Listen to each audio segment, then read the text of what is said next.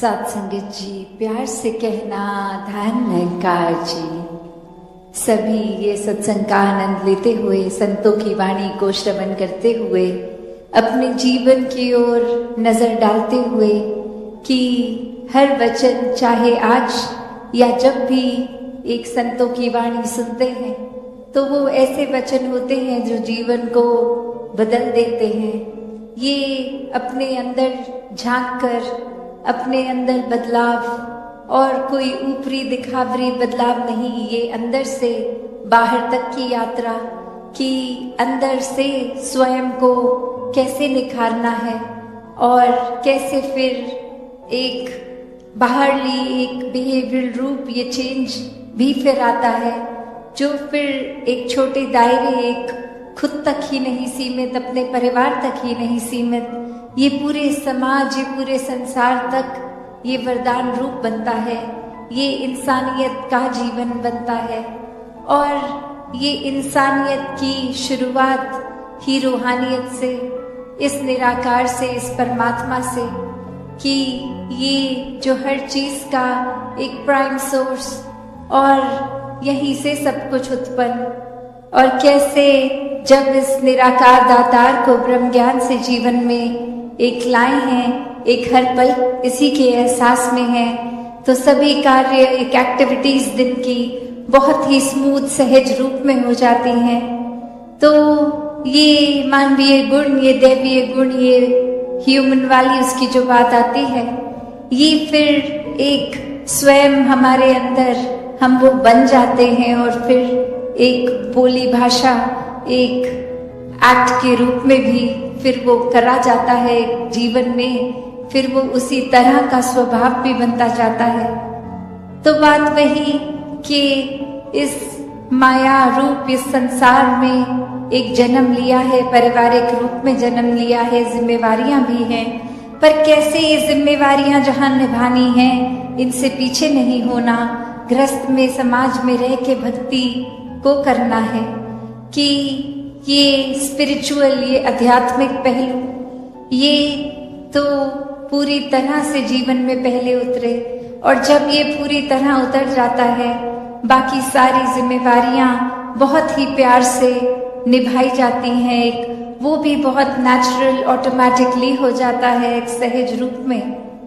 तो ये मन की स्थिरता का ये जो भाव है कि अब कुछ भी हम करते हैं पूरे दिन में, कोई अच्छी चीज है या कोई हमसे अनजाने में भी भूल हो जाती है, कुछ बुरा होता है, तो कैसे अपने मन को स्थिर रखा जाए। ये निराकार पे आधारित मन जब भी होता है, तो ये जो सुकून की बात ये नवंबर से ही हो रही है सत्संग में, कि ये सुकून जीवन में आ जाता है। और ये सुकून फिर कोई ऐसा सुकून नहीं जो कुछ पल का है, अभी है बाद में नहीं, या कुछ प्राप्त हो जाएगा तो ही वो सुकून इससे आएगा, नहीं, जिस पल से ये परमात्मा जीवन में आ गया, ये सुकून उसी पल से जीवन में है। फिर एक ये बात नहीं रह जाती कि ये तन, अगर कोई प्रॉब्लम है, कोई मेडिकल इशू है, कोई एक किसी तरह की कमी है, तो जब ये तन ठीक होगा तो ही सुकून आएगा, या मन में कोई परिस्थिति हमारे अनुसार होगी तो ये मन सुकून का एहसास करेगा, नहीं, ये तो फिर शरीर, आर्थिक अवस्था, मन की अवस्था, सुख दुख, हर एक से ऊपर ये आनंद की अवस्था वाला जीवन है इस इंसान का, जब तो वाकई ही सुकूनमय जीवन है। और ये फिर हम कितनी भी कोशिश कर ले, अगर हम सुकून के पीछे भागे, तो फिर वो बेचैनी ही होती है वो यात्रा में कि कब प्राप्त होगा सुकून। पर जिस समय इस निराकार को जीवन में ले आए, तो उसी पल से ये सुकून ही सुकून है।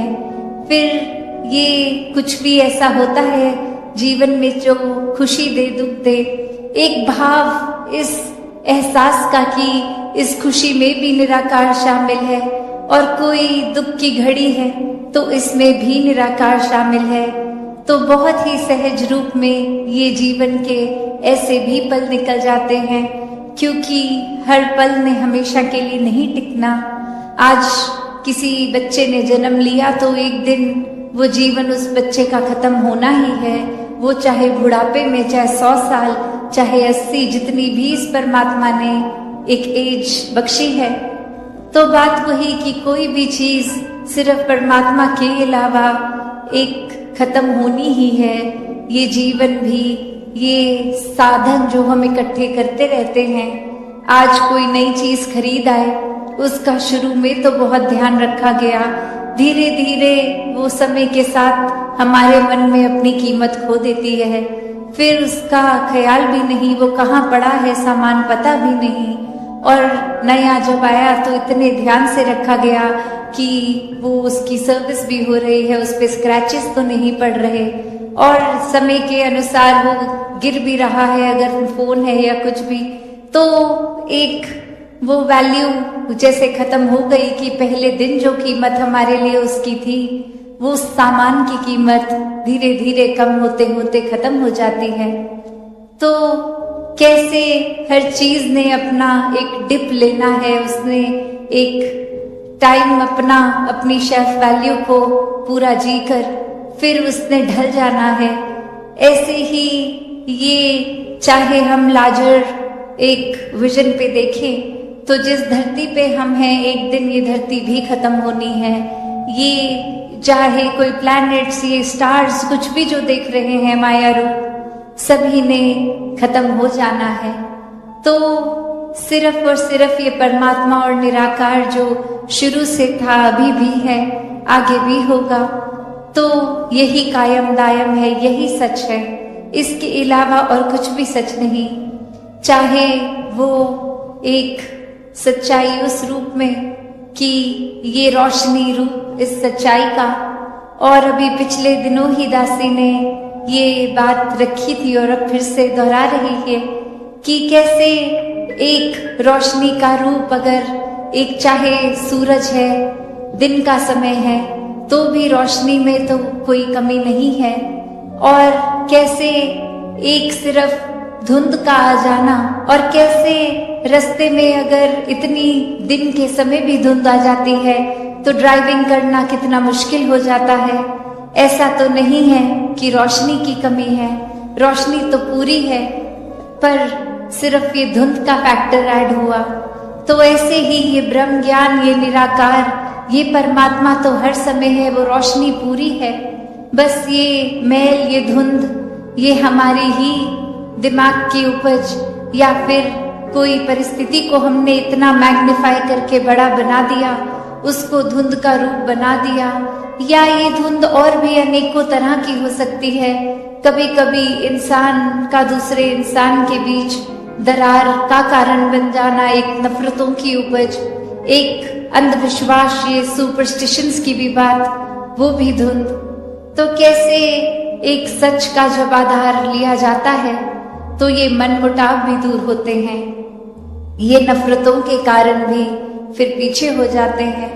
और अक्सर खुद के बनाए हुए वहम भुलेखे, एक खुद की बनाए हुए सुपरस्टिशंस, एक खुद से ही हमने जब कुछ ऐसी सोच, एक विचारधारा बना ली जो हमारे लिए भी नुकसानदेह है, औरों के लिए भी नुकसानदेह है, तो बात वही की कमी रोशनी की तो नहीं है कि परमात्मा से जुड़ के हर समय के सुकून में रहें। और अब अगर आगे सोचें कि ये ब्रह्म ज्ञान भी जीवन में आ गया, एक निराकार के एहसास में भी रहने लगे, सेवा सुमरन सत्संग भी करने लगे, पर एक मन का बदलाव अगर नहीं है तो फिर ये ज्ञान भी मन में नहीं टिकता। और मन से जुड़ी हुई जो पहली चीज आती है वो अहंकार तजना, वो एक समर्पित भाव, मन को एक अपने होने के इस एहसास से हटना होगा और इस परमात्मा के लिए हर हमेशा अर्पित रहना है, एक सेवा में अर्पित रहना है। तो ये सुकून यहाँ समर्पित होने के बाद जो मिलता है, तो कैसे समर्पण के साथ सुकून। तो अपने जीवन में जहाँ हम समर्पण की बात करते हैं, तो ये समर्पण कैसा समर्पण है।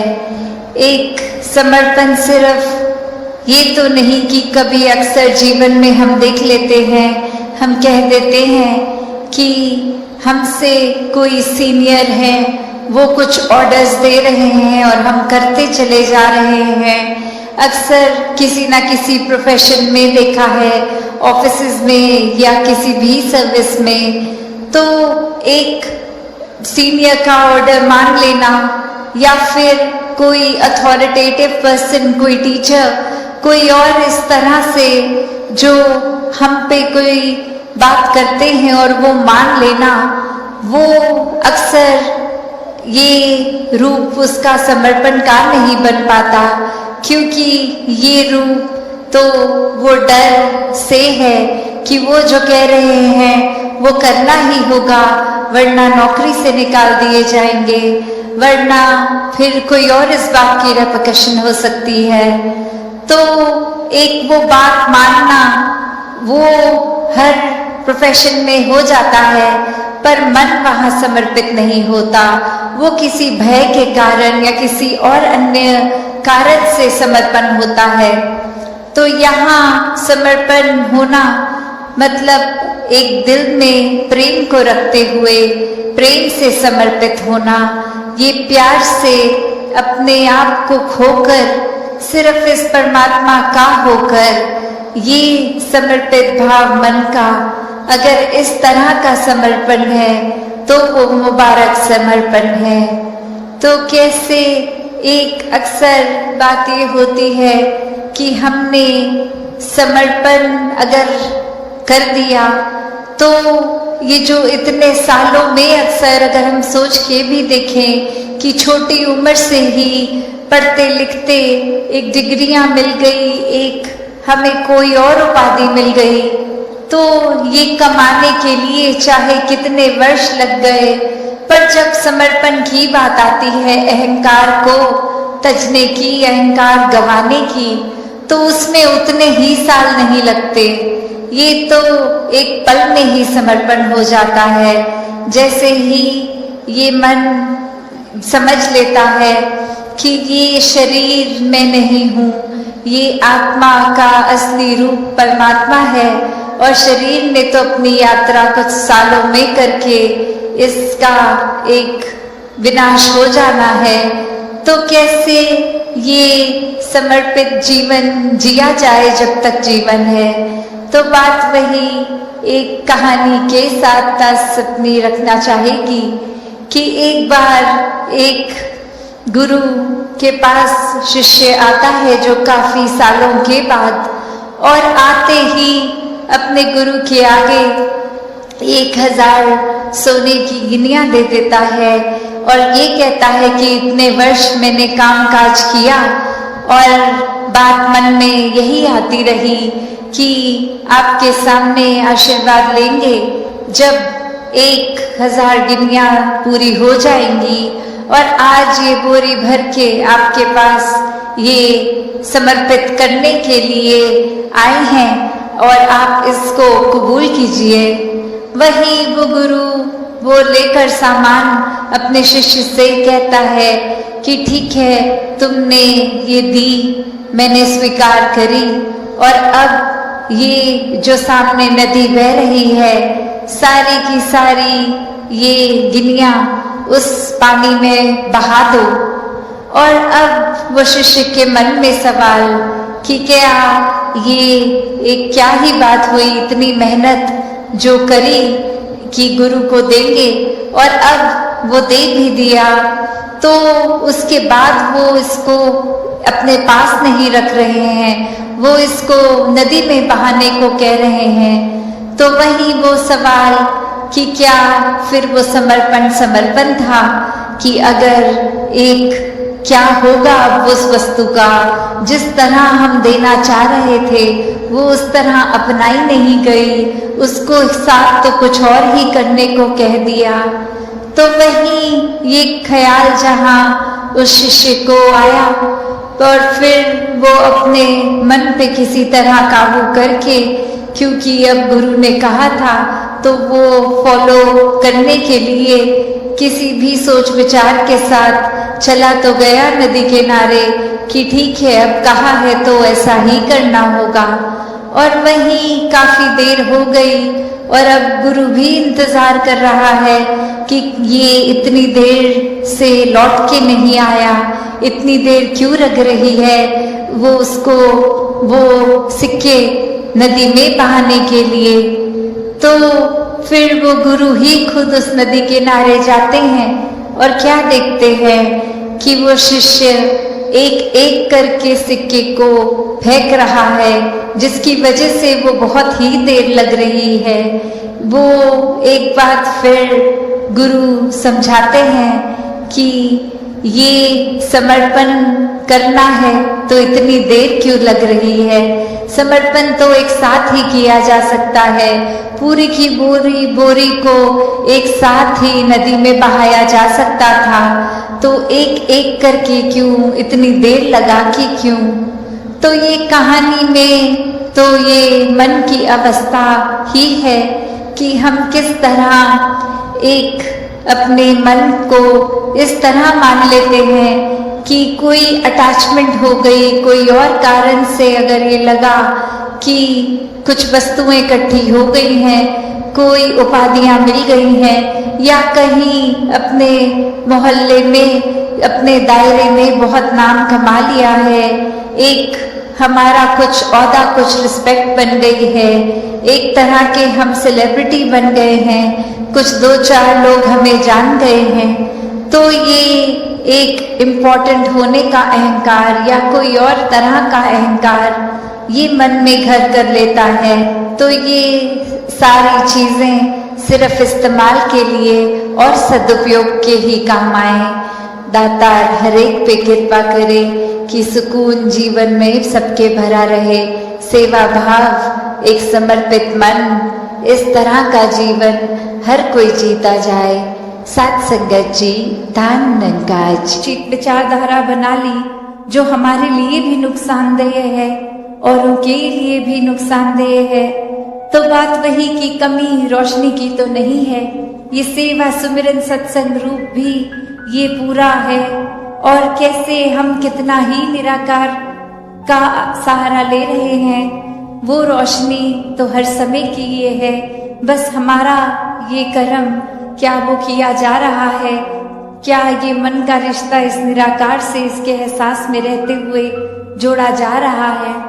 वरना तो एक हम खुद ही कभी कभी कुछ ऐसा सोच लेते हैं जो होता नहीं है, पर वो हमने इस तरह से खुद को ही कन्विंस कर लिया, खुद को ही समझा दिया कि ऐसा है, और अब उस झूठ को मानने भी लग जाते हैं चाहे वो हकीकत ना ही हो। तो कैसे अपने जीवन को महत्वपूर्ण बनाना है, तो वाकई ही इस सच्चाई से जुड़ना होगा। इस संसार की चीज़ों से उस तरह जो आज किसी रूप में है कल रूप बदल लेंगी, ये तो मिथ्या रूप, माया रूप, और अटल सच्चाई तो बस एक ही, ये परमात्मा। तो इस मिथ्या रूपी संसार में रहना तो है, गुजरान तो करना है, अब जन्म मिला है तो बखूबी जीवन तो जीना है। ये जो साधन हैं संसारिक रूप, ये घर समाज का सुख, वो तो एक रिस्पॉन्सिबिलिटीज निभानी है, पर साथ ही जो हमेशा से भक्तों ने समझाया कि इस समाज से भाग के नहीं, समाज का घर परिवार का हिस्सा बन के भक्ति करनी है। कैसे हर समय इस परमात्मा को देखकर जिया जा सकता है भक्ति में, और हर एक ने यही समझाया। कोई भी धर्म ग्रंथ खोल के देख लें कि बात जब भी ये हुई है कि जीवन मिला है तो यही हुई है कि इस इंसानी शरीर में ये आत्मा रूप, इसको सैल्वेशन, मुक्ति ये मिल सकती है, जीते जी मिल सकती है। बस एकमिक होना है इस परमात्मा, इस निराकार से, और ब्रह्म ज्ञान द्वारा फिर ये मौका बनता है जहाँ जीवन अपना फिर हर पल जब जब ये निराकार याद है तो एक सच्चाई के साथ अपने आप को अपना मुख उस तरफ रख के जीवन जिएंगे तो हर समय ही परमात्मा याद है, तो अंत समय भी परमात्मा याद है। और फिर ये मुक्ति की बात की जीते जी भी फिर मुक्ति ही है, तो अंत में भी मुक्ति है। ये आत्मा फिर और भटकती नहीं, ये जहाँ से आई है उसी में वापस। और अभी जो दशहरे का भी जिक्र हो रहा है कि कैसे एक जब भी हम देखते हैं तो ये दशहरे में जो रावण का पुतला होता है और वो 10 सर का सिंबॉलिक रूप कि वैसे तो अगर देखा जाए तो एक इंसान का एक ही सर है, तो रावण के इतने सर जो लगा देते हैं, तो एक तो अगर इंटरप्रिटेशन जो अक्सर की जाती है वो यही कि इतनी बुद्धि, इतने ज्ञान, अलग अलग तरहों का ये जो रावण में था और फिर भी सिर्फ इस परमात्मा से मुख दूर किया, तो इतनी सियानपता, इतनी बुद्धि भी किसी काम की नहीं रही। पर दूसरी ओर अगर हम अपनी जीवन से वो रिलेट करें, वो 10 सर, तो बात वही कि इंसान आज कैसे एक मुंह पर दूसरा चेहरा, दूसरे चेहरे पे तीसरा चेहरा लगाए। एक ये जो मास्क की बात आती है कि असल चेहरा क्या है इंसान का, ये जानवर भी है, फरिश्ता भी है, ये जो रूप अलग अलग कि अभी तो किसी का मित्र और अभी अपने मित्र का दुश्मन, तो कैसे ये चेहरे इस इंसान के ही हैं। तो अगर वही बात रही कि ये असल चेहरा, असल रूप, असल आइडेंटिटी ही क्या है, जिन्होंने इस परमात्मा की ओर मुख किया, उनके ये सारे बंधन, ये सारे मांस के चेहरे खुद ब खुद उठ जाते हैं। सिर्फ एक ही रहता है और वो एक ही परमात्मा। फिर वही अवस्था जो अक्सर हम भजनों में सुनते हैं, किसी भी युग के भजन हो, आजकल के या पुराने, तो बात यही आती है कि ये प्रेम के रंग में ऐसी डूबी, बन गया एक ही रूप। तो बात वही कि ये एकमिक अवस्था, फिर ये मैं इस तू में ही मिल गया, ये हर जगह जो ये है कि ये फिर चहूं और ये रांझा ही है, फिर हीर की एक हस्ती खत्म, एक ही बन गया, वो एक ही चेहरा है, वो एक ही मन है, वो एक ही प्यार है। तो यहाँ डुअलिटी का भाव भी खत्म, यहाँ सिर्फ एक ही है, इस एक से ही जुड़ना है। और ये नकाब, ये सर जितने हमारे रहेंगे, चाहे हमने कभी अहंकार का सर लगा लिया, कभी हमने एक सयानप तक का लगा लिया, कभी चतुराई का, कभी कनिंगनेस का, कभी नाइव भी हो गए कि एक बाहर से कुछ, अंदर से कुछ, एक अनेकों चेहरे लगा लेंगे। तो बात वही कि एक स्पिरिचुअल लेवल तो छोड़ो, एक सोसाइटल लेवल, एक घर परिवार की ही बात है, तो ही अक्सर सुनने में आता है कि घर के ही वो कुछ चुनिंदा एक व्यक्ति, एक मेंबर्स। और बात क्या होती है कि कोई बच्चे जब अपने दोस्तों से बात करते हैं तो बोलते हैं कि मैं अपने परिवार वालों से एक रिलेट ही नहीं कर पाती, मैं एक कोई खुल के बात ही नहीं कर पाती। वो सब अपना पॉइंट ऑफ व्यू, जो उनकी सोच है, उनको इतना एक महत्वता देते हैं कि हमारी बात हम रख भी नहीं पाते उनके आगे, और अगर रख भी दें तो साफ खारिज कर दी जाती है। और वहीं घर के बड़े भी यही बात करते हैं कि बच्चे तो हमारी सुनते ही नहीं हैं, वो अपना अलग ही ख्याल रखे बैठे हैं। तो बात यहाँ क्या है एक शायर ने भी बखूबी कहा कि पास आके बैठोगे तो कहें कि दर्द क्या है, दूर से पूछोगे तो खैरियत ही कहेंगे। कि ये एक बात की हम अगर उदाहरण ये भी देखें तो हम इतने मैकेनिकल हो गए हैं कि फोन उठाते ही एक हेलो शब्द बोल रहे हैं। ये किसी ने कभी सोचा भी नहीं या सोचा कि ये हेलो की जरूरत ही क्या है। एक ऑटो पायलट में मुंह पे चढ़ा ही हुआ है शब्द फोन उठा के। एक उसके बाद फिर हाँ जी धनंजय जी ठीक हैं, हाँ जी और घर परिवार में सब ठीक हैं, ऐसी कुछ 3-4 लाइनें रटी रटाई सी, ये पूछनी नहीं पूछनी, ये बस मुंह से खुद ब खुद ही निकल रही हैं। और उसके बाद जाके कहीं एक अक्सर वही बात कि वैसे किसी का खैरियत पूछने का ख्याल उस वजह से तो शायद फोन नहीं किया होगा, शायद हमें अपना ही कोई काम होगा उनसे। फिर आते हैं उस काम की बात पे, तो बात वही कि ये जैसे शायर की बात थी कि हम अक्सर एक ऊपरी रूप में हर एक से उनकी खैरियत तो पूछ लेते हैं, पर क्या हम वाकई ही चाहते हैं कि खैरियत हो? और अगर नहीं भी है, कोई मसला है उनके अंदर, तो क्या हमारा भाव वाकई ही अपना समय देकर उनके मन पे जो भी बोझ है वो इस निराकार का आसरा लेके वो बोझ हटाने का है भी, कि बस एक मन में किसी ने अपनी थोड़ी सी तकलीफ क्या शेयर कर दी, वो आता है अगला, अब हमारा इतना समय ले रहा है, एक हमें कहीं जाना भी है, हमने देर हो रही है, और ये एक ही बात को आधा घंटा बार बार रिपीट करी जा रहे हैं। अब कैसे बोला जाए कि बस हो गई, हमने सुन ली आपकी तकलीफ, अब जाने दीजिए। तो क्या भाव ऐसे मन में चल रहे हैं? तो बात वही कि एक वाक्य ही सिर्फ महापुरुष शब्द लगने से नहीं, ये अंदर से तहसीर भी एक संतों वाली करनी है।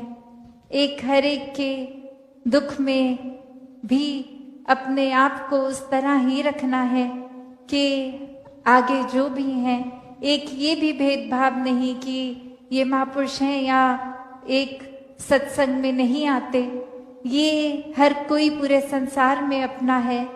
खुद को जब हम इस निराकार के प्रति समर्पित करते हैं तो निराकार की बनाई हर एक चीज के प्रति, हर एक इंसान के प्रति फिर वो सेवा भाव, ये समर्पित भाव है।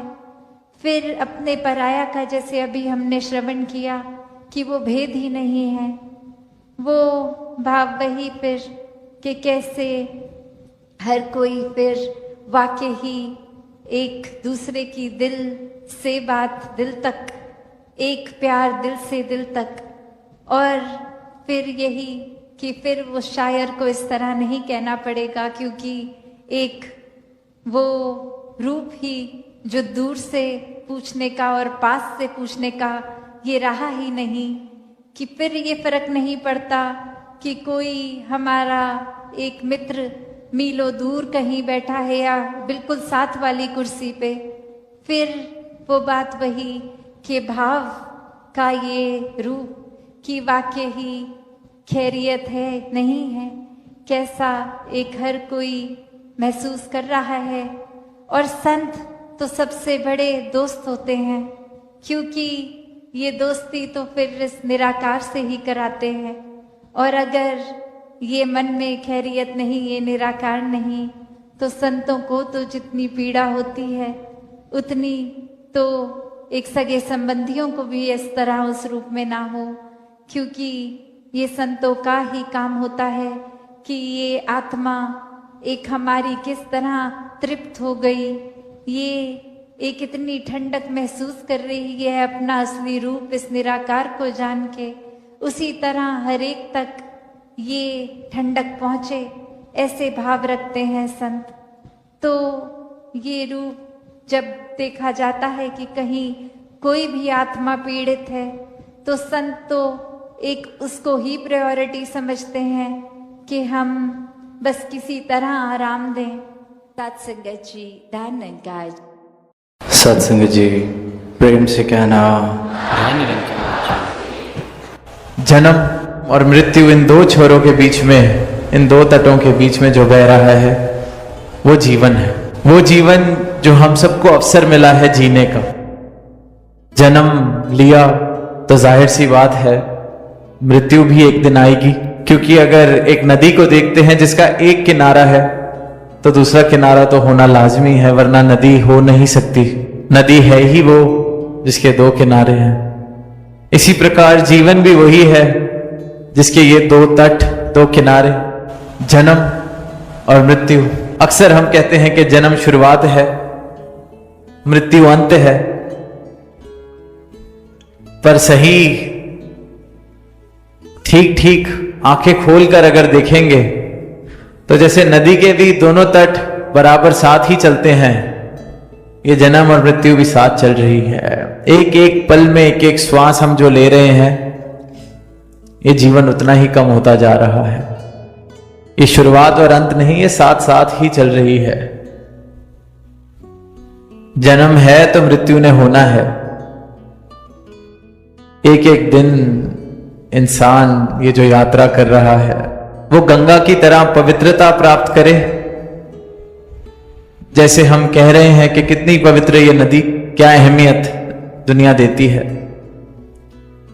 और वहीं दो किनारे तो एक गंदे नाले के भी होते हैं, जहां नाला बह रहा हो वहां भी दो तट। तब हमने अपने जीवन को कौन सी दिशा देनी है, हमने अपना जीवन कैसा बनाना है, गंगा की तरह पावन पवित्र या फिर गंदगी वाला पानी बह रहा हो वैसा जीवन।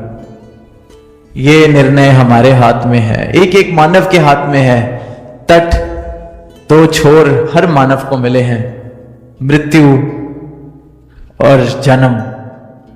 ये जो बीच का जीवन जो बह रहा है वो पावन पवित्र हो, गंगा जैसा विशालता वाले भाव बहें या संकीर्णता वाले भाव बहें। क्या मेरा जीवन, मेरे जीवन की ये जो नदी है, ये भ्रमों से भरी हो या इस ब्रह्म के परिचय से? क्या ये शिकवों से भरी हो या शुक्राने से?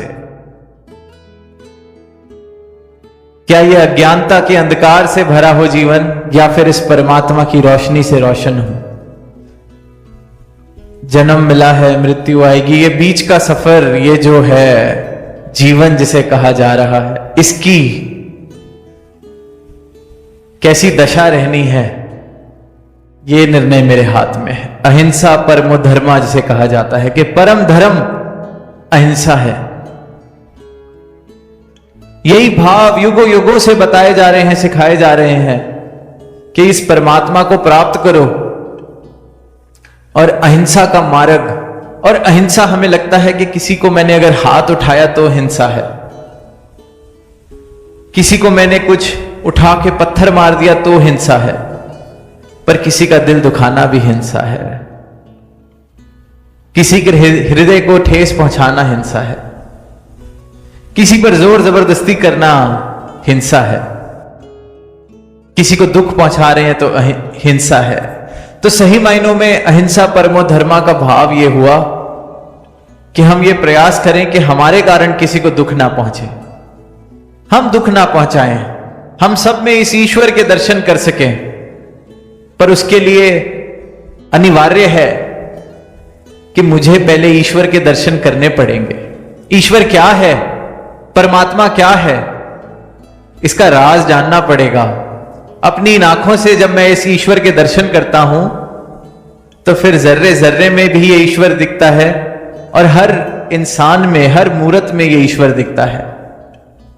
तो फिर आसान हो जाता है कि किसी को मैं दुख ना पहुंचाऊं, क्योंकि सब में अपना रूप देखने लगता हूं, अपने रूप की पहचान मिल गई कि मैं इस ईश्वर का अंश हूं,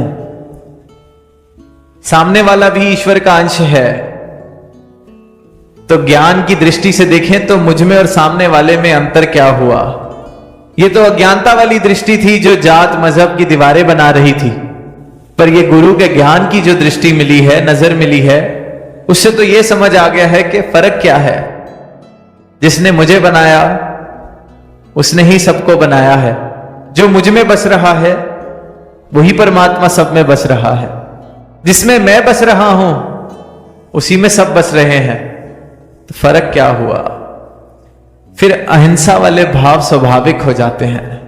खुद को कोई कैसे दुख पहुंचाए, खुद का कोई कैसे नुकसान करे। अहिंसा परमो धर्मा, किसी का हृदय ना दुखाएं।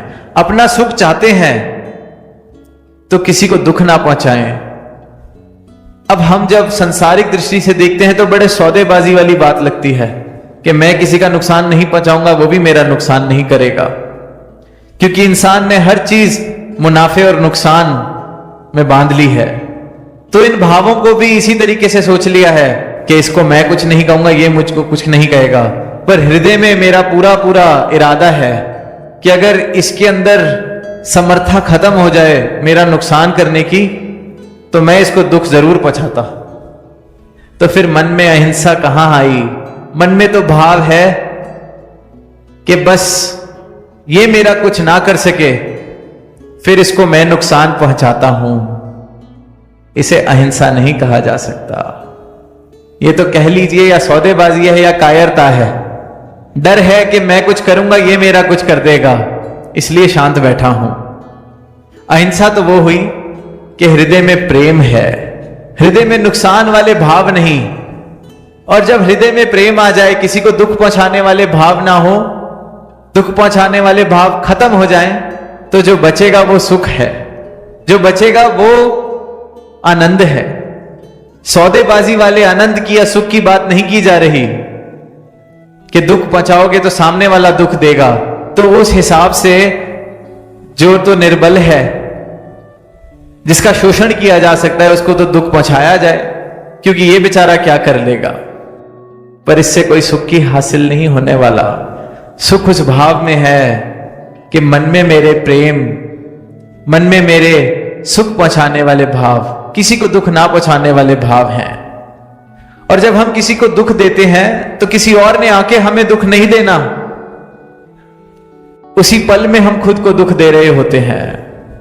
सदगुरु माता जी अक्सर कहते हैं, कोयला उठा के फेंकेंगे किसी की ओर तो हाथ अपना जलता है। वो हाथ जो जल रहा है वही दुख है। किसी ने आगे आके कोई गणित बता के हिसाब किताब करके दुख नहीं देना। दुख तो मैं खुद दे रहा हूं। जब किसी और को दुख देने की चेष्टा करता हूं, मैं खुद को दुख दे रहा हूं। तो सही मायनों में अहिंसा वो अहिंसा नहीं जो डर के कारण की जा रही है, वो तो हृदय में हिंसा ही भरी हुई है। हृदय में प्रेम है, हृदय में ये भाव है कि मैंने दुख नहीं पहुंचाना, क्योंकि इस परमात्मा के दर्शन में कर रहा हूं सब में, इस ईश्वर के दर्शन में कर रहा हूं सब में। तो ये जीवन है जिसको कहा जा सकता है कि रूपांतरित हुआ। इस जीवन में बदलाव आए। कहां मैं मेरी के भावों में था, कहां ऊंच नीच के भावों में था, कहां किसी को छोटा दिखाने के लिए नुकसान पहुंचा रहा था, पर अब हृदय में प्रेम है। तो मेरा जीवन ऐसे प्रेम की तरह बहे, जन्म और मृत्यु के बीच सिर्फ और सिर्फ प्रेम बहे, ये चुनाव मेरा है। मेरा जीवन भी गंगा की तरह पावन हो जाए, ये चुनाव मेरा है। अवसर तो सबको मिला है, बड़े भागों से मिला है ये मानव जन्म, क्योंकि इसमें हम चुनाव कर सकते हैं कि ये जीवन किस तरह से बहेगा। एक बच्चा स्कूल में रोज जो प्रार्थना होती है उसमें सुनता था कि ईसा मसीह ने कहा है कि सबको प्रेम करो, अपने पड़ोसी को प्रेम करो, अपने पड़ोसी को प्रेम करो। जैसे भी हम कहते हैं लव दाई नेबर, प्रेम ही धर्म है। सबने सुनी है ये बात, लव दाई नेबर, अपने पड़ोसी को प्रेम करो। रोज सुनता था। एक दिन घर से लौट रहा था तो देखा कि रास्ते में कोई चोट खा के गिरा हुआ है। अब वो देख रहा है आसपास से 25-50-100 लोग गुजर गए, किसी ने उसकी मदद नहीं की। और जिनके साथ वो चल रहा होता है वो कहता है कि क्या ये किसी का भी पड़ोसी नहीं? क्या इसको कोई प्यार नहीं करता? कोई इसकी मदद करने क्यों नहीं आ रहा? जिसको चोट लगी है क्या वो कहीं अकेले एकांत में रहता है? कोई इसका पड़ोसी नहीं? जब उसके मन में ये भाव आ रहे होते हैं, आकर कोई उसको संभालता है, उस गिरे हुए को कोई उठाता है, तो बच्चे से रुका नहीं जाता। बच्चा पूछ लेता है कि आपने इनकी मदद की, इनका ख्याल रखा, क्या ये आपके पड़ोसी हैं? आप इनसे प्रेम करते हैं? क्या आप भी इसलिए प्रेम करते हैं क्योंकि ईसा मसीह ने कहा है कि पड़ोसी से प्रेम किया जाए? ये आपके पड़ोसी हैं क्या? तो आगे से जवाब देते हैं कि बेटा मेरा तो पूरा संसार मेरा पड़ोस है। मेरे गुरु की यह शिक्षा है, ईसा मसीह की यह शिक्षा है। आज सदगुरु भी अपना ज्ञान देके यही कह रहे हैं कि पूरा संसार हमारा पड़ोस है। क्योंकि जिसको ये ज्ञान वाली दृष्टि मिल गई, जिसको ये ब्रह्म के दर्शन हो गए, फिर वो मैं मेरी के भाव से उठ जाता है। फिर सब में ये एक रूप, सब इस परमात्मा ही जब मेरा निवास स्थान हो गया, तो पड़ोसी भी दूर की बात हो गई। हम सबका निवास स्थान एक है, ये परमात्मा। तो हम एक घर में रहने वाले हो गए, पड़ोसी भी बहुत दूर का रिश्ता हो गया। तो प्रेम तो कितना होना चाहिए। अगर ईसा मसीह ने कहा है कि पड़ोसी से प्रेम करो, तो सदगुरु तो एक घर बता रहे हैं जिस घर में हम वास कर रहे हैं। ये निरंकार, ये परमात्मा, एक एक मानव इसी में वास कर रहा है। तो गुरु ने तो वो पड़ोसी वाला रिश्ता भी खत्म कर दिया, एक घर में रहने वाले बना दिया हम सबको। तो अब ये सोचें कि अगर पड़ोसी से प्रेम करना था, तो जो जिस घर में रह रहे हैं, एक छत में जिसके साथ रह रहे हैं, उससे कितना प्रेम करना पड़ेगा। इसलिए कह रहे हैं प्रेम बनना है।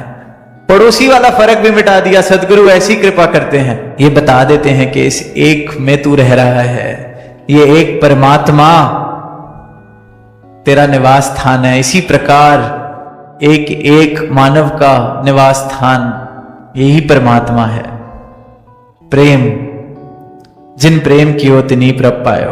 प्रेम जिसने किया है उसने इस परमात्मा को हासिल किया है, पाया है। तो जैसे कि दास ने शुरुआत में कहा कि फैसला हमारा है।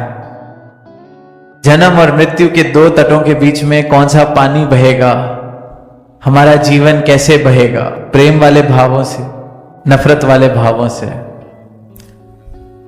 ये जीवन भी कहीं निरर्थक बन के ना रह जाए। मौका है, अवसर है कि सार्थक कर लें इस जीवन को। ये चुनाव करें कि सार्थकता बहेगी मेरे जीवन में या निरर्थक बन के रह जाएगा ये जीवन। जिस चीज का कोई कीमत नहीं, मूल नहीं, क्या उन्हीं में मस्त मगन होके उन्हीं चीजों में मैं कहीं ये जीवन ना गुजार दूं। जिस चीज का मूल है, जो सार्थक है, उसकी प्राप्ति कर सकूं। भक्ति में कहते हैं कि जिसने समर्पण किया उसने आनंद लिया। तो ये हमने चुनाव करना है कि मैंने अहंकार बहेगा जन्म और मृत्यु के बीच में, या समर्पण के भावों से अहंकार को तजकर मैं इस निरंकार को प्राप्त करूंगा। आर्यभट्ट का जिक्र हुआ तो कहते हैं कि उन्होंने ही शून्य का आविष्कार किया था। गणित में जो संख्या है शून्य, उसका आविष्कार आर्यभट्ट जी ने किया। तो जब आध्यात्मिकता में शून्य की बात होती है तो अक्सर ये कहते हैं कि खुद को शून्य कर लें। खुद को शून्य जिसने किया वो फिर बस इस जीवन में ये एक रह जाता है, ये परमात्मा। खुद को मैंने शून्य कर लिया मतलब अपना अहंकार तज दिया, अपनी मैं को तज दिया, तो सिर्फ ये शेष रहता है, ये एक रह जाता है, ये एक परमात्मा। इस प्रकार से अपनी मैं को खत्म करा कि मुझ में और इस परमात्मा में भी फिर कोई फर्क नहीं रहता। राम कबीरा एक भय कोई ना सके पहचानी, क्योंकि खुद को खत्म कर लिया। जैसे ये नदी जो बह रही है जाके समुद्र में मिल जाए तो फिर कौन बताएगा कि कौन सा पानी नदी से आया था, कौन सा पानी समुद्र का था। राम कबीरा एक भय, पर खुद को शून्य करना पड़ेगा। एक होने के लिए खुद को शून्य करना पड़ेगा। और जो शून्य करने के लिए राजी हुआ है, जिसने सदगुरु के चरणों में ये सर झुकाया है, खुद को शून्य किया है, अपनी मैं को छोड़ दिया है, फिर वो ये निरंकार, खुद ही निरंकार वाला रुतबा उसका हो जाता है। ब्रह्म ज्ञानी आप निरंकार। अवतार बानी में सदगुरु ने खुद लिखा है, ब्रह्म ज्ञानी आप निरंकार। जैसे ये नदी का पानी समुद्र में मिल जाए तो कोई फर्क नहीं रहता, इसी प्रकार मैंने फैसला करना है कि ये जो जन्म और मृत्यु के बीच में बह रहा जीवन है, ये क्या परमात्मा में मिल सकेगा, परमात्मा हो सकेगा, या कहीं आगे जाके सूख के सुखी नदी वाली भावना इस जीवन के वही दशा, अज्ञानता के कारण, अंधकार के कारण। और बड़े दुख की बात है कि इंसान खुद को पहचान नहीं पाता, खुद को ये शरीर ही मान के बैठा है, खुद को सिर्फ और सिर्फ ये जो दुनियावी चीजें हैं इनको हासिल करने में लगा हुआ है। एक कहानी कहीं पढ़ने को मिली थी कि एक इंसान था, वो प्याज की खेती करता था, प्याज की खेती करता था। अब अपने गांव में उसने खूब प्याज बेचा, तो उसको किसी ने कहा कि क्यों नहीं कहीं दूर जाके ये प्याज बेच के आओ, अपने राज्य में तो खूब बेच लिया, क्या पता तुम्हें कोई ज्यादा कीमत दे दे, कहीं दूर बेच के आओ, यहां तो और भी लोग हैं जो खेती करते हैं, शायद तुम्हें ज्यादा मूल्य मिले। उसको बात लगी, ठीक, जाता है। अब उसकी किस्मत कुछ इस प्रकार कि जहां वो पहुंचता है प्याज बेचने के लिए, उसको द्वार पे ही रोक दिया जाता है। पूछा जाता है क्या लाए हो, वो कहता है मैं प्याज की खेती करता हूं, आपके इधर राज्य में प्याज बेचने आया हूं, अनुमति हो तो मैं व्यवसाय कर सकूं। अब उसकी किस्मत कि उस जगह पर, उस राज्य में किसी ने प्याज कभी देखा ही नहीं था, किसी ने प्याज नहीं देखा। तो वो अपने राजा के पास प्याज लेके जाते हैं, राजा को काट के प्याज खिलाया जाता है। अब राजा को प्याज बहुत पसंद, इतना पसंद आ जाता है, वो कहता है वाह क्या चीज है, सारा का सारा ले आओ, उसको मेरे सामने लाया जाए जो इसको बेचने आया है। अब वो इंसान, वो किसान प्याज को लेके राजा के दरबार में, और राजा कहता है ऐसी चीज तो हमने कभी देखी ही नहीं, इतनी कमाल, ये जितना प्याज लाया है रख लिया जाए और उतना ही किलो इसको सोना दे दिया जाए, कमाल कर दिए, इतनी कमाल की चीज लेके आया है, इसको सोना दे दो। अब वो इंसान जो प्याज बेचने गया था, हम सब सोच सकते हैं क्या ही उसके मन की दशा, वो तो 2-4-10 रुपए ज्यादा कमाने गया होगा, पर सोना लेके वापस आया। अब अपने गांव में अपना ही महल बना ले, इतनी दौलत उसके पास। अब वापसी पे उसको उसका एक मित्र मिलता है, कहता है तू लेके प्याज गया था, सोना कहां से वापस आ गया? तो उसको बताता है ऐसे ऐसे वहां किसी ने प्याज नहीं खाया था, तो मेरी किस्मत चमक गई, राजा को प्याज पसंद आ गया, उसने सोने दे दिए। तो उसने कहा वाह, अगर सोना नहीं खाया, फिर अगर उन्होंने प्याज नहीं खाया तो कभी लहसुन भी नहीं खाया होगा, और मैं तो लहसुन की खेती करता हूं, और प्याज से तो ज्यादा मूल्य लहसुन का ही होता है, तो मुझे तो पता नहीं क्या क्या मिल जाएगा। अब वो मित्र भी जाता है उस राज्य में, अब उसकी किस्मत भी कमाल के वहां किसी ने कभी लहसुन भी नहीं खाया होता।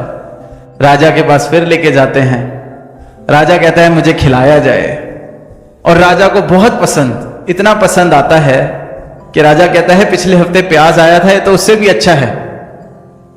तो कहता है कि फिर महाराज मुझे भी सोना मिलेगा इसके बदले? कहता है सोना क्यों, सोना तो पिछले हफ्ते तक यहां पे मूल्य रखता था, सबसे बहुमूल्य चीज सोना थी पिछले हफ्ते तक, पर तुम्हारा मित्र जब से प्याज देके गया है सबसे बहुमूल्य चीज प्याज हो गई है, तुम्हें इतने किलो हम प्याज देके भेजेंगे, सोना क्यों देंगे? उसको सबसे बहुमूल्य चीज दी थी जब वो आया था, तुम्हें भी सबसे बहुमूल्य चीज देंगे। अब हमारे राज्य में सबसे बहुमूल्य चीज है प्याज। साध संगत दास को भी हंसी आई थी, पर इंसान भी यही कर रहा है, सोना लेने जाता है, प्याज लेके आ जाता है। ये जीवन सोने की प्राप्ति के लिए मिला है। उस कहानी में तो उस बेचारे की किस्मत खराब थी, उसको किसी और ने प्याज पकड़ा दिया। यहां तो हम खुद हाथ से सोना फेंक के पीतल उठाते हैं, प्रेम को छोड़ के नफरत चुनते हैं, प्रेम को छोड़कर ईर्ष्या वैर चुनते हैं, प्रेम को छोड़ के रिश्तों में प्रेम भरने की जगह हम दूरियां भर लेते हैं। वहां तो किसी और ने प्याज दे दिया, यहां तो हम रोज वो मूर्खता कर रहे हैं। खुद परमात्मा बनने का अवसर मिला है परमात्मा को प्राप्त करके मानव जन्म में, पर हम हैवान बन रहे हैं। अपनी पहचान नहीं है इंसान को। वहां तो किसी और को दोष दे सकता है वो लहसुन बेचने वाला कि किसी और ने मेरा नुकसान कर दिया। यहां हम किसको दोष देंगे?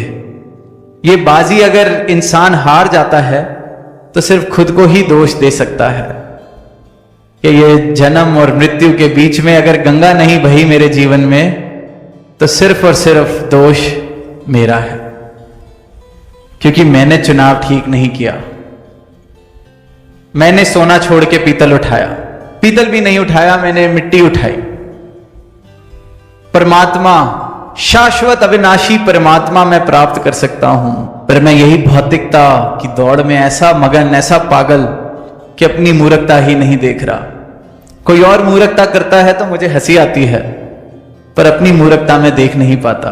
जीवन इस गंगा की तरह पावन पवित्र, पर मैंने सुखा के बंजर कर लिया है। मृत्यु से पहले मृत्यु जैसी दशा हो गई है, क्योंकि हृदय में प्रेम नहीं है, हृदय में विनम्रता नहीं है, हृदय में एक दूसरे के लिए सत्कार नहीं है, हृदय में जात पात के रोग आ गए हैं, हृदय में ऊंच नीच के रोग आ गए हैं। तो ये अवसर है इन रोगों से निजात पाई जाए, अपनी पहचान कर लें। ये अवसर मिला है सोना प्राप्त कर लें। बिल्कुल सामने है, बिल्कुल हाथ में है, हमने छोड़ा हुआ है, हमने सोना छोड़ा हुआ है, पीतल पत्थर मिट्टी उठा रखी है। अब सोना उठाने के लिए एक बार जो हाथ में पकड़े हुए पत्थर हैं, हाथ में पकड़ा हुआ पीतल है, हाथ में पकड़ी हुई मिट्टी है, इसको फेंकना पड़ेगा ताकि हाथ खाली हो सके। वही शून्य वाली बात, ये हाथ खाली करने को ही शून्य होना कहा गया है, अहंकार तजना कहा गया है। हाथ खाली होए तो सोना उठा सके। हम हाथ में पत्थर भी पकड़े रहना चाहते हैं, सोना भी पकड़ना चाहते हैं, ऐसे बात बनने वाली नहीं है। नादानी हो जाएगी, मूर्खता हो जाएगी। इस मूर्खता से सदगुरु युगों युगों से मानवता को बचा रहे हैं। जब जब इस धरा पर आए हैं, मानव को यही कहा है कि ये मूर्खता ना कर, पछताओगे। तो उपदेश देते हैं, संदेश देते हैं, पर चुनाव मानव का है, क्योंकि स्वतंत्रता देके भेजा है परमात्मा ने इंसान को। प्रेम जबरदस्ती नहीं कराया जा सकता, इसी प्रकार ये परमात्मा से प्रेम जबरदस्ती नहीं कराया जा सकता। मैं तैयार हो जाऊं अपने हाथ से पीतल पत्थर कंकड़ छोड़ने के लिए, तो सोना तो सामने ही है, उठाने के लिए हाथ खाली करने पड़ेंगे। यही अरदास कि जन्म मिला है, मृत्यु भी आएगी, पर बीच में ये जो जीवन बह रहा है ये गंगा की तरह हो सके, यहां परमात्मा प्रवेश कर सके एक एक मानव जीवन में, भक्ति वाले भाव प्रवेश कर सके, प्रेम प्रवेश कर सके। हर एक इंसान सिर्फ और सिर्फ प्रेम दे, प्रेम का व्यापार हो, सिर्फ और सिर्फ प्रेम हो। और प्रेम का व्यापार का मतलब ये नहीं कि किसी से कोई फायदा उठाना है इसलिए प्रेम किया जाए। प्रेम के व्यापार का ही मतलब है कि दिया भी प्रेम जा रहा है, लिया भी प्रेम जा रहा है, सिर्फ और सिर्फ प्रेम।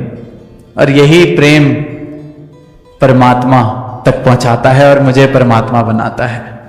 2.5 अक्षर प्रेम के पढ़े सो पंडित होए। तो यही अरदास दातार से कि एक एक मानव, ये जो जीवन मिला है, ये बाजी मिली है, ये बाजी हार ना जाए।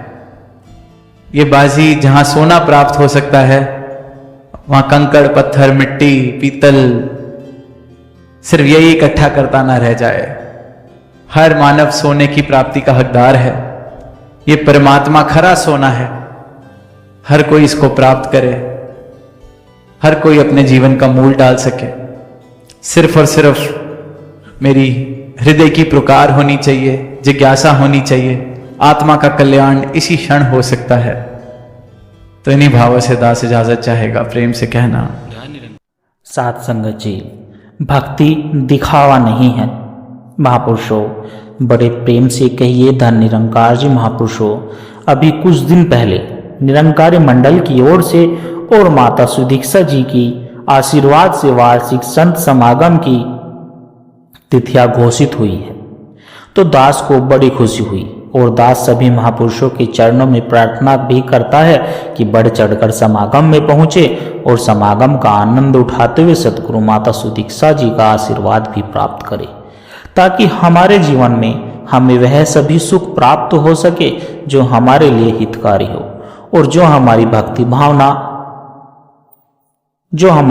भावना है उसमें बढ़ोत होती चली जाए, ताकि हमारा परलोक भी संवर जाए और हमारी आत्मा को भी जन्मों जन्मों से भटक रही है उसको भी अपने निज धाम की प्राप्ति हो जाए। तो महापुरुषों दास को जब समागम की तारीख पता चली तो दास को बड़ी खुशी हुई और दास ने अपनी खुशी इस तरीके से जाहिर करने के लिए अपने एक मित्र को इस बारे में बताया कि हमारा समागम होने जा रहा है। तो उस मित्र को समागम में आने वाले महापुरुषों की संख्या और उनको रहने की व्यवस्था, उनके लिए लंगर, बिजली, पानी का प्रबंध इत्यादि चीजों का कुछ अनुमान भी था। तो इसलिए वह मेरे मित्र एकदम से बोल उठे कि निरंकारी मिशन जो यह प्रत्येक वर्ष करोड़ों रुपए का बजट केवल 3 दिनों के लिए सत्संग पर ही खर्च कर देता है, तो इससे कितना और अच्छा होता है कि अपने देश की आर्थिक स्थिति को देखते हुए अगर हर वार्षिक निरंकारी मिशन देश के लिए एक नया कारखाना बना देते तो वहां पर सैकड़ों हजारों लोगों को जहां रोजगार मिलता तो वहीं पर देश की तरक्की भी होती और देश की प्रगति और उन्नति में भी निरंकारी मिशन का एक रचनात्मक योगदान भी संसार के लोगों को देखने को मिलता। तो महापुरुषों उस मित्र की यह बातें कुछ हद तक सही भी लगी, मगर फिर कुछ गहराई से सोचने पर दास को ध्यान आया कि क्या सचमुच किसी देश या समाज की तरक्की और प्रगति उस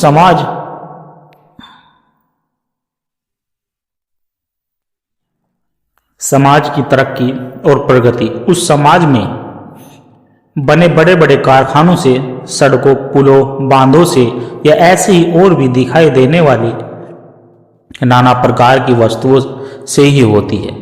तो अगर ऐसा होता तो इतिहास बताता कि एक समय ऐसा भी था जब हमारा अपना भी यह भारत देश सोने की चिड़िया कहलाता था, यानी तब हमारा देश हर प्रकार से एक संपन्न देश हुआ करता था। अर्थात यह वही देश है जहां का नालंदा विश्वविद्यालय पूरे विश्व में विख्यात हुआ करता था और यह वही देश है जहां पूरे संसार भर से व्यापारी अपना व्यापार करने के लिए यहाँ आया करते थे।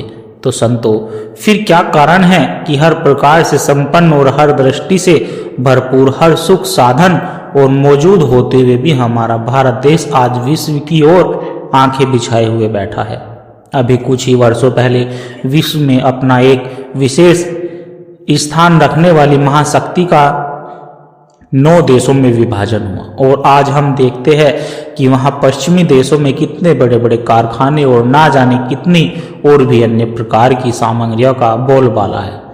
तो क्या उन देशों में रहने वाले लोगों के जीवन में वास्तविक सुख और शांति स्थापित हो पाई और क्या वहां पर किसी को भी अमन, चैन और सुकून प्राप्त हो सका? तो अगर यह प्रश्न पूछा जाए तो मुझे लगता है संतों की इसका उत्तर नकारात्मक ही होगा। तो इसका हल ढूंढने के लिए हमें देखना होगा कि अगर हम विश्व में वास्तविक प्रगति चाहते हैं और अगर हम चाहते हैं कि कोई भी देश या समाज अपनी उन्नति और प्रगति के पथ पर चले तो इसके लिए हमें समाज की मूलभूत इकाई को मजबूत करना होगा और समाज की इकाई होती है और समाज की इकाई इंसान यानी मानव, अर्थात हमें इसी को संपन्न करना होगा और इसी को मजबूती प्रदान करनी होगी। दास के कहने का भाव कि कोई भी देश केवल कारखानों की मशीनों से अमीर, सुखी या समृद्ध देश तब तक नहीं बन सकता जब तक उसकी इकाई यानी कि उसमें रहने वाले लोग या उसमें रहने वाले व्यक्ति चरित्रवान और गुणों से भरपूर नहीं होंगे। अर्थात समाज केवल व्यक्तियों से निर्मित होता है, ना कि किसी प्रकार के भौतिक पदार्थों से, और भौतिक पदार्थ भी केवल इंसानों के उपयोग के लिए ही होते हैं, ना कि इंसान इन पदार्थों के लिए होते हैं। तो जब तक इंसान के ही जीवन में सही प्रकार से निर्माण नहीं होगा, इसको सही दिशा प्राप्त नहीं होगी, तो तब तक किसी भी समाज या किसी भी राष्ट्र का निर्माण करना बिल्कुल असंभव है। लेकिन इस असंभव कार्य को आज निरंकारी मिशन संभव कर रहा है संतों। अर्थात मनुष्य के जीवन निर्माण के कार्यों को आज निरंकारी मिशन माता सतगुरु सुदीक्षा जी महाराज की कृपा से हो रहा है और समाज में फैली कुरीतियों, घृणा, निंदा, लोभ, लालच, जात पात, ऊंच नीच और न जाने ऐसी ही कितने अनेकों विकारों को दूर करके इंसानों के बीच प्रेम, सद्भावना और भाईचारे वाले वातावरण को स्थापित करके आज यह समागम सही मायनों में ऐसे व्यक्तियों और महापुरुषों का निर्माण कर रहा है जो अपने देश में ही नहीं बल्कि पूरे संसार में भी अर्थात पूरे विश्व में स्मृति लाने में सक्षम होते हैं।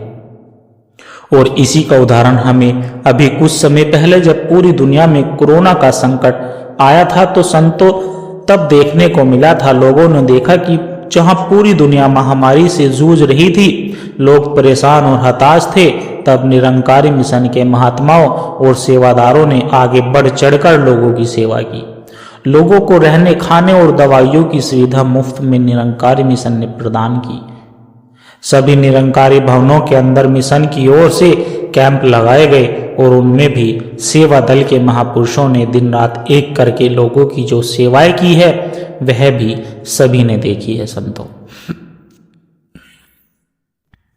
हम सब तो अपने घरों में आराम से चैन की नींद सो रहे थे, लेकिन निरंकारी मिशन के सेवा दल के महापुरुष तब भी अपनी सेवाएं और जिम्मेदारियां बड़े ही सहज भाव से निभा रहे थे।